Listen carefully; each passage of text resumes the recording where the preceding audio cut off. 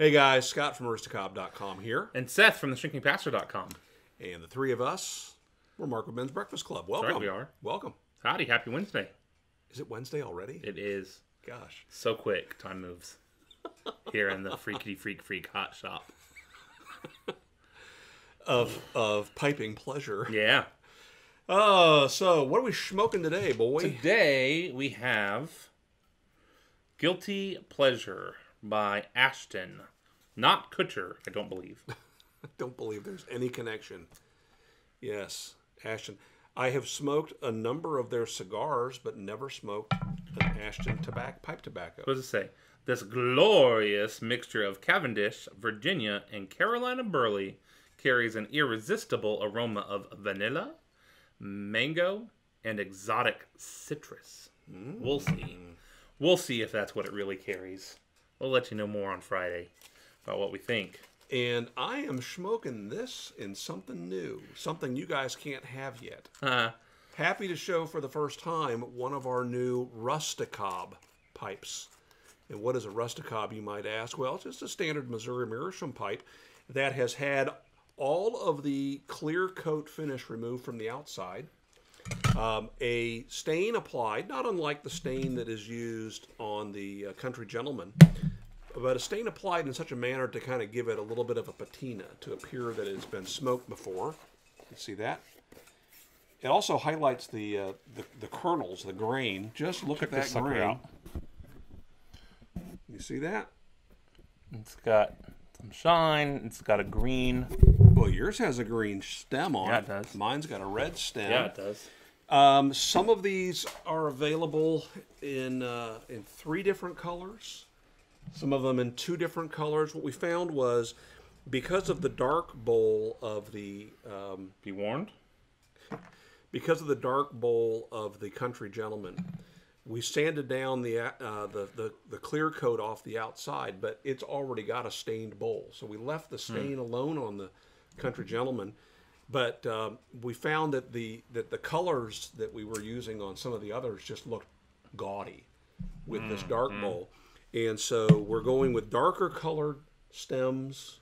Look less rustic and more. Well, they look rustic. And the idea, too, these are they have been rusticated. They have been... No, I mean, on the other one, they look more... Here, I don't know if you can see... Art Deco and less rustic. Right.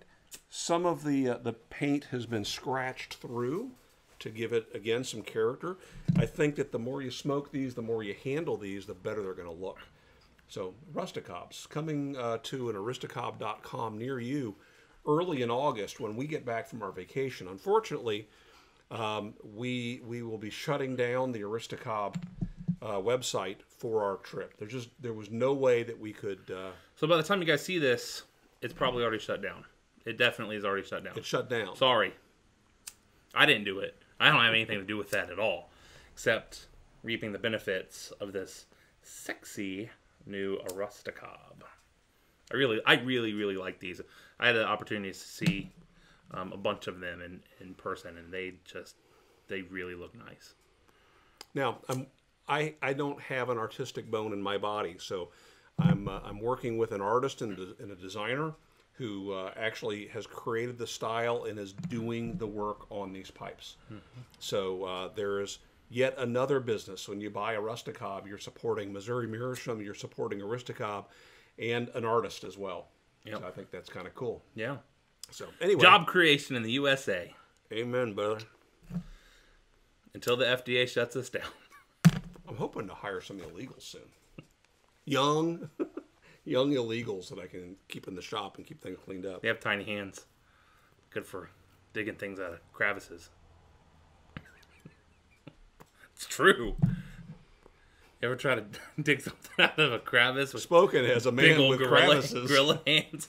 And big, not good for digging crevice hands. It's terrible.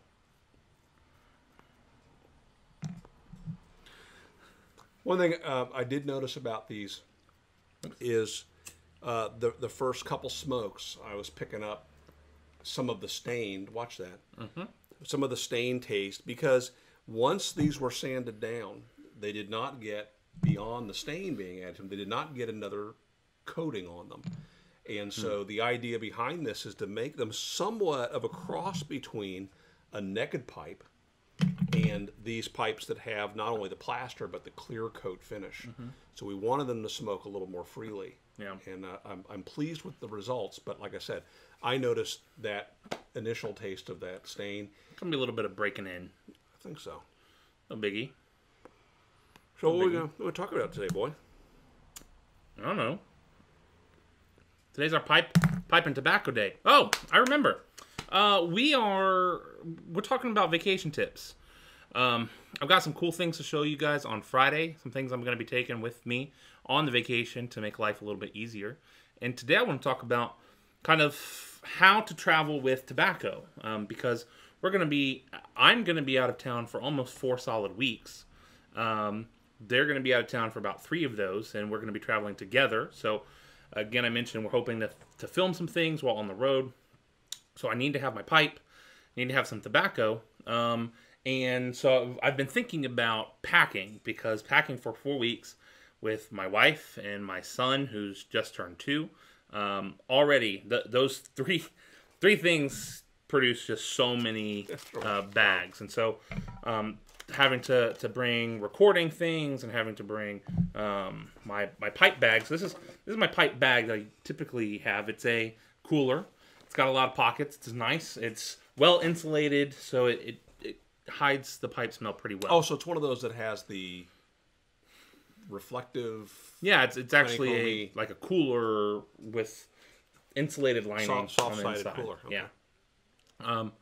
But I don't want to take that because it's just too big and bulky. So my plan is to take a couple of maybe 1 or 2 pipes, because I won't need more than that, and normal stuff. But what I want to talk about is what's the best way to transport pipe tobacco for being away for a few weeks. I travel a little bit. I know. And I have discovered for myself, because I'm mostly flying, the best way for me to carry pipe tobacco is in Ziploc freezer bags. They're inexpensive, and you can squeeze most of the air out, so you got a nice compact storage, where a tin or a jar or something like that is not necessarily going to be compact. It may not survive the banging around that they're going to receive in flight or in the hands of TSA. Right. And I also carry some of those in my bag, because there are those occasions that you'll meet up with other people, you'll want to share, they'll want to share, and inevitably, no one has a Ziploc. Stuff, right. And if you use the standard Ziploc bags, they don't always seal real well. Sure. They puncture a bit easier, and so Ziploc. That's my opinion. So that goes back to what Mike Miller? No. Brain farting. I apologize. It'll come back to me. Why would I say Mike Miller? No. Oh gosh. I'm gonna feel so stupid. Northern Bohemian. I feel so stupid. Please don't. You can publicly shame me, but just be gentle. You should. Just look at that brain. Before we went to Chicago, we went to the Chicago Pipe Show. He had a great list of things to take. Yeah. And among those was extra Ziplocs for getting tobacco, and then Sharpies for labeling the tobacco that you get. So and how smart did that prove in the end when they were clearing out all those free samples, and they said, "Hey, take as much as you want." Scoop, John's in there filling like gallon freezer Ziploc bags, and he knew what they all were because he had a Sharpie with him. So is there a risk when you put your tobacco in there for like a 3-week trip of it getting dry? Is that a long enough time? Well, with a standard Ziploc, yes. I've not had a problem, but then again, I like to have my tobacco a little bit on the drier side. So when I buy brand new tobacco, I will open the bag if I'm buying it in bulk, and I'll let it air for a couple days.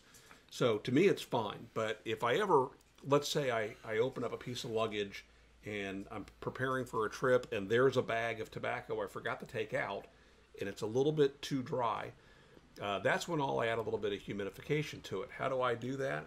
I will put it in a bowl, as large a bowl as I can find, so I can spread it out, and I will dip some paper towels in water, Squeeze them out. I don't want them wet. I want them moist. Okay. And then stretch that out over the rim of the bowl. Okay.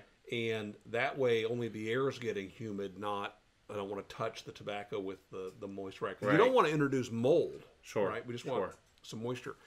And I'll do that for like 10 minutes. If necessary, I will take that off, shift it around a little bit, put it back on.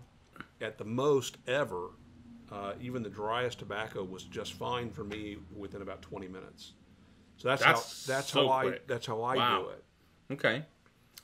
But typically, pipe tobaccos do not need ongoing humidification, not like cigars. Some places sell these little... the gels, right? Well, not the gels. For pipes, they sell these little ceramic blocks. Okay. That you get them wet and you drop them in your pipe bag. And I find that it's too much moisture for me. And I had some that molded up on me one day because I was using something like that, a humidifier. This is something, again, voice your opinion on this. I guess the other option is just find a shop where you're going and buy stuff there, which I know is part of our plan. I don't plan to take a lot with me, but I do want to have something. I'll probably end up using several of those bags to hold my pipe, and because they're really good at keeping out odors too, aren't they? What's that? The freezer bags, the freezer Ziplocs.